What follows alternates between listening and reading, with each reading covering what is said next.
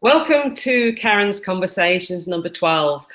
I look forward to all of my conversations, but I've been looking forward to this one in particular. Today, I'm talking to Kaimar, who is the head of product strategy and development at AXELOS. So I'm going to throw straight to Kaimar to tell us, for those who don't know, and I'm sure most of the viewers will know, but who are AXELOS and what does it mean to be the head of product strategy and development? Kaimar, welcome. Thank you, and good morning from my side, or good afternoon. So AXELOS is a joint venture between the British government and a company called Capita in the UK, a large outsourcer.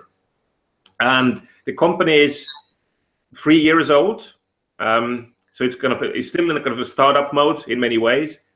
So the company was kind of formed to take care of the best practice portfolio, which includes ITIL, Prince2, MSP, and a few other products. So I joined AXELOS roughly 2.5 years ago, and I joined as head of ITSM. So me and my team were working on the ITIL development side of things, and we developed ITIL practitioner as well, among other things. And since July this year, I took over the PPM portfolio as well. So I'm looking after 2 of the largest portfolios for AXELOS. So ITIL and Prince2 and all the other products in those. And what it means to be in that role, it means balancing stakeholder needs. And we have, let's say, about 20 million stakeholders around the world who are actively involved, and then a few million more who are maybe a little bit more passive. And we have the board, and we have the management, and we have training organizations, we have examination institutes, we have consultancies, we have end user organizations, so all of that, and try to make sure that whatever we do develop actually makes sense. Awesome. So you mentioned, Kaimar, that, ITIL practitioner. Now, I was one of the 6 global architects and was very privileged to be part of that team that developed practitioner, and I watched with interest how it was received. And there was lots of different feedback. One thing that I really took on board and was happy about was some of the, what I'd call the industry gurus, were very skeptical initially about what we were doing. And then when they saw the output that we put together, well, the feedback I saw was very positive. But there has been some negative feedback as well about the certification. So can you tell us a bit about what the driver was behind ITIL practitioner and how that feedback that you received has been addressed? Okay, so first of all, it was great having you as a member of the practitioner architect team. It was a very intense year. It was extremely intense, working across almost all time zones, right? So you still remember the kind of evening calls in the UK, which were quite early in the morning for you, and quite okay for you, I think, in the States. So kind of the developing practitioner was direct response to the things we heard and saw in the market when we talked to people about what challenges they have, right? And then we very consciously kept away the process side of things, because we wanted to develop something which is common for all ITSM practitioners. So rather than starting to talk about, let's say, incident management or change management on that level, it's more about the things that have been missing in the ITIL books, or which have been there but like only briefly mentioned. Like organizational change management, for instance, it is briefly mentioned, and then the guidance is given to go out and read more. But as people are struggling even to read the main books, right, the likelihood of them finding that reference and then actually going out and reading about this is quite small.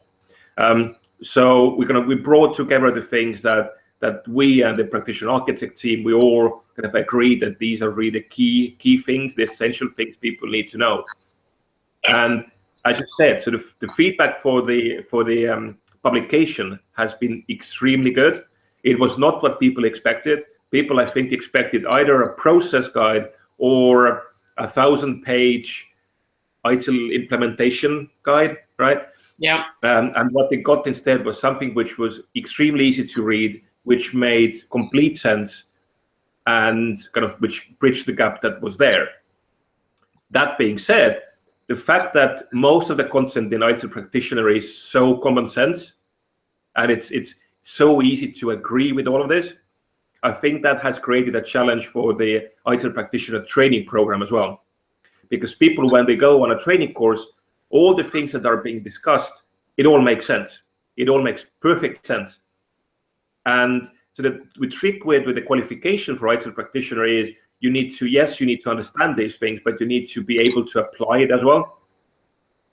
And then kind of, as you go along with, yes, I agree with everything, yes, I agree with everything, you don't necessarily kind of think how you should apply this in a kind of complicated scenario.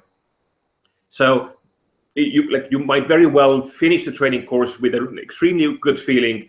You now know about OCM. Now we know about more about communication and things like this, and you even have the CSI approach. But having that kind of knowledge level is not enough to pass the exam. So the exam it requires you to really understand and be able to apply. And it's the first open book exam in the ITIL qualification scheme, right? So the kind of the trainers who have been training people on closed book exams, which by nature tend to be more theoretical. There's a learning curve for them and for the community to kind of move from mainly theory to theory and practice. Yeah. And then the kind of the course itself is also it needs to be very, very hands-on and practical. Otherwise, it's like what we have heard feedback from the delegates. Almost everyone enjoys the course as well, right? Only a few people have said that, well, I didn't really enjoy the course. Almost everyone enjoys the course, and many people struggle with the exam because there is a jump from, again, as I said before, it's a jump from knowing things to applying things, and it's a little bit like people in the ITSM community are maybe not used to exams like this. Yeah, because it's not theory, it's about the practicality of actually doing things. Exactly, and kind of our decision why we went for this was, if we call a qualification practitioner, then people really need to be able to practice, right? It's not just about knowing things, and it is a jump from foundation to practitioner. It's not like foundation plus. It's not just 2 more days of theory. It is a jump from you learned about the basics, now some more new information, and then apply. Absolutely. Yeah, so all the feedback I've received, like face-to-face, has been really positive. So personally, I was very happy about that. We weren't quite sure how it was going to go. So with that being the latest cab off the rank, what's being planned next for AXELOS? So we have been thinking about what is the best way to approach adding guidance or improving guidance that we have in ITIL, right? And we have been saying for a long time that there will not be a version 4, but because everybody asks us. Question. I'm trying to cover this on my terms. So we don't believe that the community needs a big bang update to ITIL. At the same time, we acknowledge that there are things that are not covered well enough in ITIL. Some of the language can be confusing. And for most people, especially when they're starting, it's going through the 5 books is very, very difficult, right? So there's not too many people who have actually read the books. So most people get their experience about ITIL from ITIL Foundation course, and because then the jump from foundation to kind of intermediates was quite high as well, they very often get stuck on the foundation level for quite a few years before they pass on to at least one of the intermediates. So practitioner gap tries to bridge that gap. But in terms of the guidance, so the approach we want to take is more guidance papers on areas where people might struggle the most. So it's not that, in that sense, it's not like writing a new version of ITIL, but taking what we have and putting that.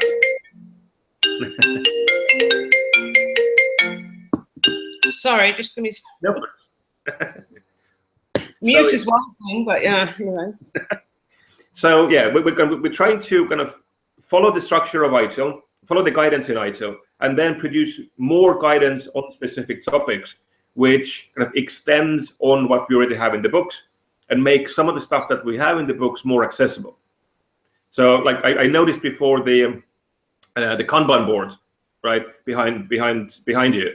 Yep. Kanban, exactly. So Kanban is one of the things that is kind of it's making its waves in IT operations as well, right? It started in IT, most on the development side, and then development kind of used it, they liked it, and then the visibility provided to the management level was also pretty good.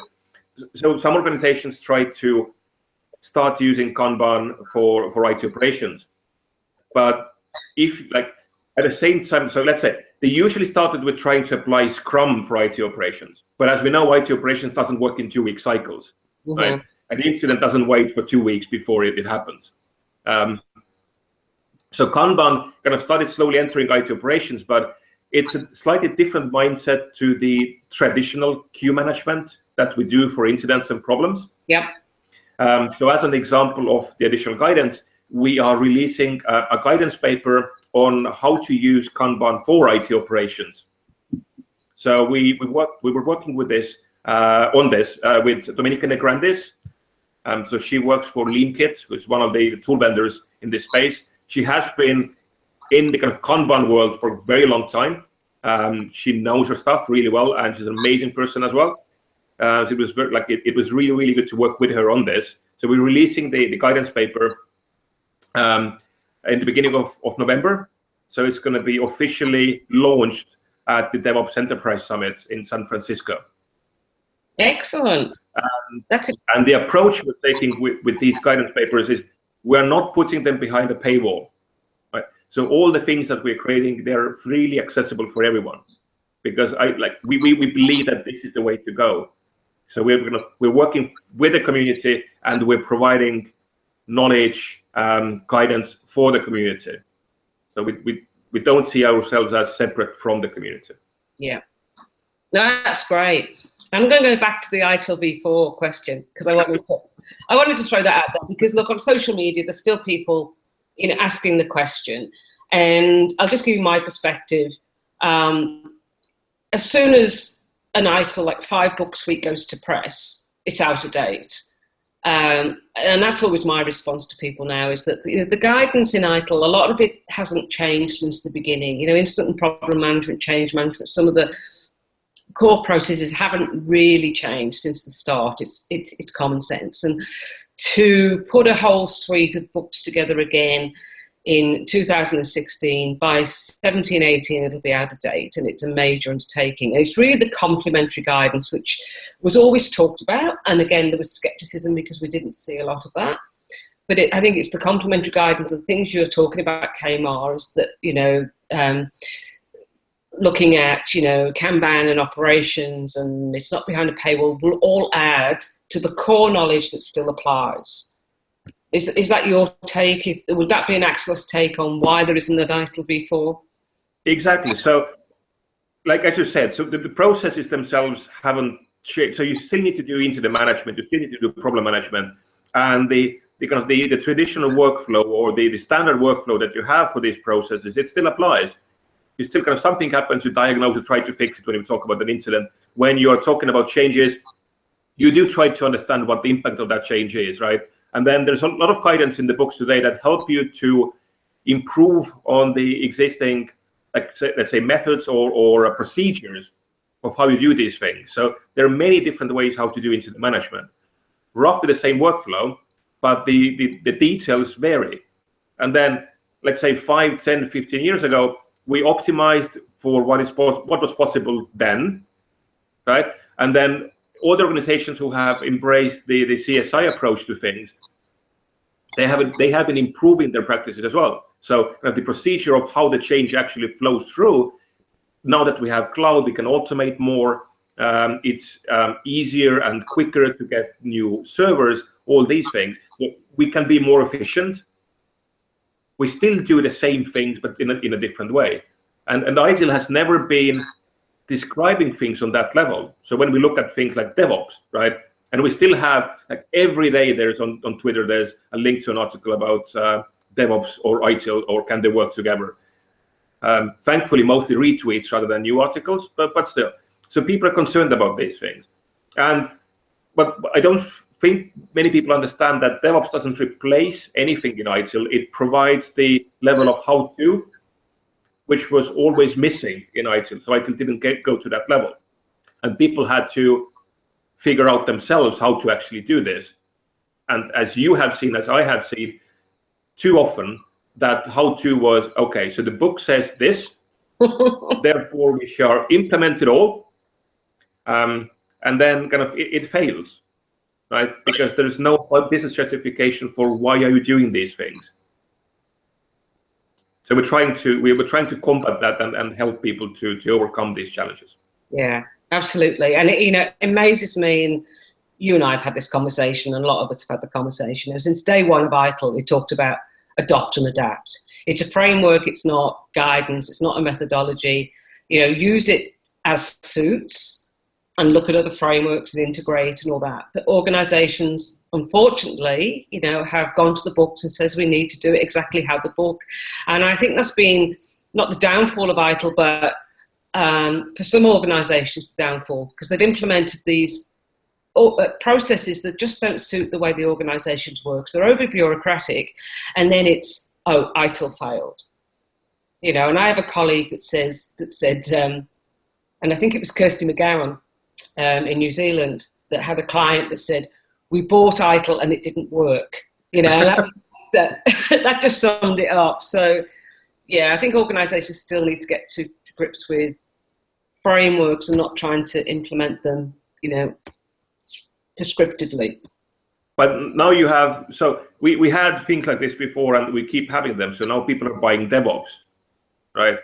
Yes. So they think they can buy it off the shelf, and then they install it, and then it starts working, right? And everything is suddenly way better. It's just, I don't actually know why we keep doing these things. But then again, to be fair, many of the things that do help with successful change, we haven't really talked that much about these things in the IT community, right? The same like organizational change management.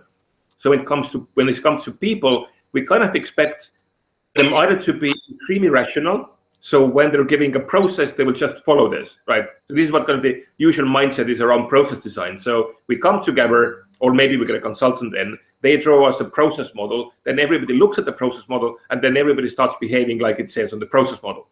Right. So we expect that to happen, but that never happens because the process model does not capture all the intricacies of how it actually works.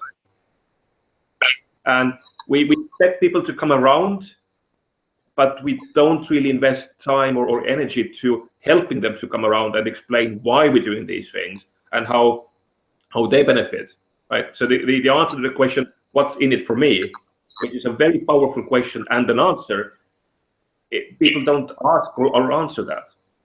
Right, and then things are done to people rather than for or with people, and this is something we have in the IT community. But I think we're ready now, or we have been ready to tackle these things for quite some time. The movement has helped to bring the people to the forefront of all of this, and although ITIL has been talking about processes and products and people and partners, and people have always been the key parts in that, we kind of dismiss this, right? So people will manage. They're nice people, so they will manage. Let us focus on the process, right? Because that's a difficult bit.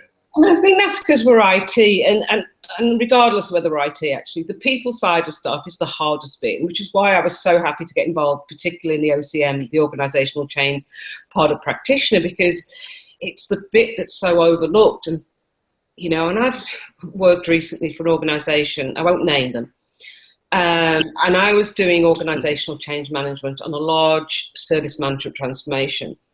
And a little subset of that project was, we are going to start to automate some of our request fulfillment processes. And I said, well, we need to do organizational change management. And the response was, well, why? We're automating stuff, we're making it better. I said, well, there's people who are doing that manually today that need to be able to understand and transition to a new way of working, because otherwise they're going to think we're doing them out of a job, and we're actually not. We're making life better for them. What's in it for me, etc. And the sort of light sort of slowly went on. It was like people just don't get it. They just think because it makes sense to me, it's going to make sense to everyone else. Exactly. And eventually it hopefully will, but the learning curve for people is very, very different. And like as we are embracing that side of technology, so like people are integral to the technology actually performing. Sometimes we kind of, let's say, those who have seen the light expect everybody else to see the light at the same time, to the same brightness, right? So once you have accepted certain things as normal or the way to do things, we expect everybody else to do the same things exactly the same way, and you go overboard. So we, again, as a community who is kind of understanding the roots of why things work, we tend to go overboard with these things, or like to go too far. So we expect everybody to understand everything on day one because, as I said, it makes sense to me. And we get angry at people when their learning curve does not match ours, which is pretty sad, because we should be helping them to also kind of see the light, right? Rather than vilifying them for, well, you're not doing this, therefore you're bad.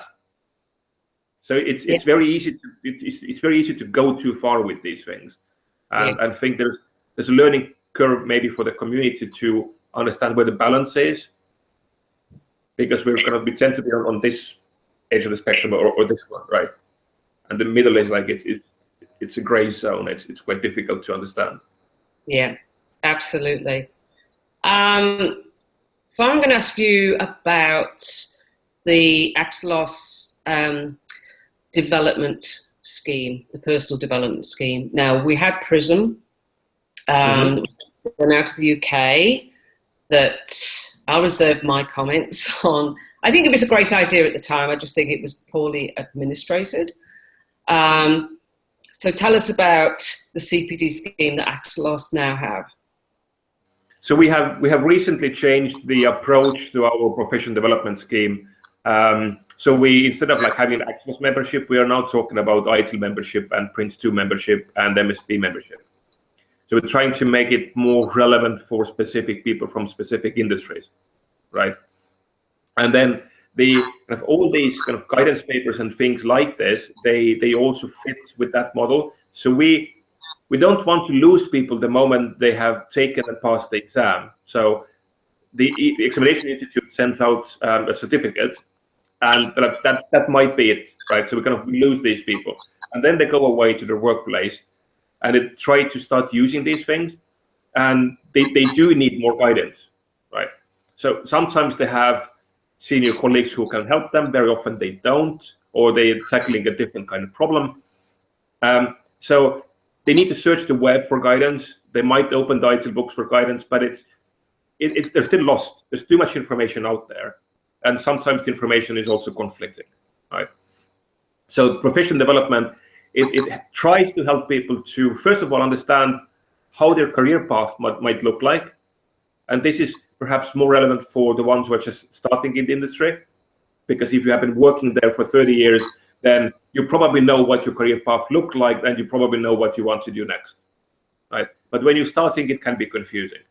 So which skills are required for which roles? How can you get those skills? How can you get the relevant knowledge? And how can you consume this at a pace that makes sense to you? Because we could always say that, well, if you want to learn about these things, just go on training courses, right? Keep doing that. Go on a training course every week. It doesn't work like this. So there's guidance which is not part of the training course, which is maybe more hands-on or just more specific. And to find that and be able to relate that back to what you're doing, this is where people need guidance. So we're trying to bridge that, and we're trying to kind of keep people closer to us, so they can, whenever they have a challenge, they can come back to the membership scheme. There will be guidance that is relevant for them today. The guidance is being updated as we go. There's a community behind it as well, so you can ask questions, and it's in that sense better than LinkedIn, right? So we don't have service providers jumping on every thread and offering their services immediately, or like the third answer in every thread. So we're keeping that clean, and we do try to create a community feeling around this, and kind of people helping other people. And like I've seen it work, right? So back to ITSM on Facebook is a good example of community without judgment, helping other people in the community. Whenever there's a practical question, you get like 15 answers in half an hour. All of them make sense, and people are kind of steered in the right direction. So, but not everybody uses Facebook. Not everybody wants to use Facebook. So that's a challenge we have. So we're hoping that kind of our community can help with these things and grow it or scale it as well. Yeah, absolutely. Yeah, for those who are on Facebook, back with the number 2 ITSM is a really great resource. Sort of all the people that are worth talking to in the IT service management industry are on there, and it's and I'll put a link when I post this video as well for people who want to join. So in sort of starting to wrap up, Kaimar, what do you think IT service management is going to look like in 2020? It's only 4 years away. It's so the trends I've seen in the community are quite interesting. So when I talk to people in the kind of startup community, right? So the ones who are kind of DevOps native and cloud native, so they haven't seen a different world. They're coming around to understanding that functionality and even kind of the UX is not enough. So you need a service layer around what you provide, because however good your thinking is and however good your people are, your users will have challenges with using your software, right? When they have a question, when they have a challenge, they want to turn to someone. So they see the kind of the most common parts from ITSM, which is kind of the service support sort of thing, service desk, incident management. These things need to be in place. The technical side of incident management usually is in place, but the people side of things is, it's okay to almost not address that until you have paying customers. And once you get paying customers, they have expectations. And you can't just tell them to, well, go and read stuff, and then if you don't like it, you can leave, right? It doesn't work like this. So I'm seeing a movement towards services in that community, which kind of is very, very cool, I think. But when it comes to IT service management, so ITSM was never meant to be something that you do in IT department only, right? It needs to be with the business, right? With the rest of the business. And the trend I'm seeing there at the moment is it's the enterprise service management, or like sometimes it's called enterprise service management. So the service management capabilities that do not sit in IT alone, they sit in other departments as well. And there's like a layer on top of the service management capabilities in different departments, which is kind of between the service provider and then the business unit that consumes those services. So ITSM, in many ways, it's actually kind of growing up, and it seems to be reaching its full potential now. And tooling has been a great part in this. Tooling helps us to do these things, but that's only one side. I think, like in the industry overall, in the business overall, we are going towards service mindset much faster than we used to even 5 years ago. So I think the service mindset, this is where ITSM is going in the future. It's a service mindset in the whole business rather than just few pockets in IT. Yeah, absolutely. I think you're right. You know, the startup industry, which I think is awesome, and the innovation that's happening. Once the customer base starts to evolve, then service management kicks in, and that's where the two sort of start to merge. So what's happening? What's coming up for Kaimar over the next 6 months? What are you up to? So I'm currently growing my team. I'm growing my team in both the ITSM side and the PPM side. We are working on these guidance papers. So like the Kanban one I mentioned before, there's going to be more of these out, and still all 3 to access. We are looking at some online assessment for like things or products as well, to help people to figure out whether they have understood what they learned or not. So not an exam, but something fun for people to use. And kind of also at the same time, I'm still trying to wrap my head around how the PPM side of the world and how the ITSM side of the world fit together. Because there's a huge overlap of what we want to achieve, but the guidance is usually very, very separated. So I'm looking at that as well. And then there's lots of travel, right? So I'm going to, so we're translating IT practitioner to the like bigger key languages. So we're translating this currently to Japanese, German, Latin American, Spanish, French, and so on. So we'll be at the ITSMF Japan event, end of November. Then ITSMF Germany just a few days later, and then for spending a week after that in Estonia, because we have the ITSMF Estonia event on December the 8th. And I'm still kind of the main organizer for that event, and the lineup is great. And I look forward to that week, but also a little bit dread that week, because I know how much last-minute work there is to actually pull it all off. But registrations are coming in, and it's looking pretty good. Yeah, I am so looking forward to getting there one day. I would love to be. I hear so much great feedback about that conference, so I really do. It's only 3 flights away for you. Sorry? It's only like 3 flights or maybe 4 flights away from you. Yes, just a jump, isn't it, really? But no, I'd love to do it. Absolutely love to do it. Kaimar, it's been lovely talking to you. Any plans to come down under in the near future? I'm hoping next year, when it's still warm, to be able to come over down under as well. Yes. That would be great. We'd love to see you. Kaimar, it's been an early start for you, and I much appreciate that. The time difference is always a challenge. It's going to get worse when your clocks change again. So we've done it before that, which makes a bit of a difference. Thank you so much for joining me on Karen's Conversations. I really appreciate it. Thank you for inviting me. Thank you.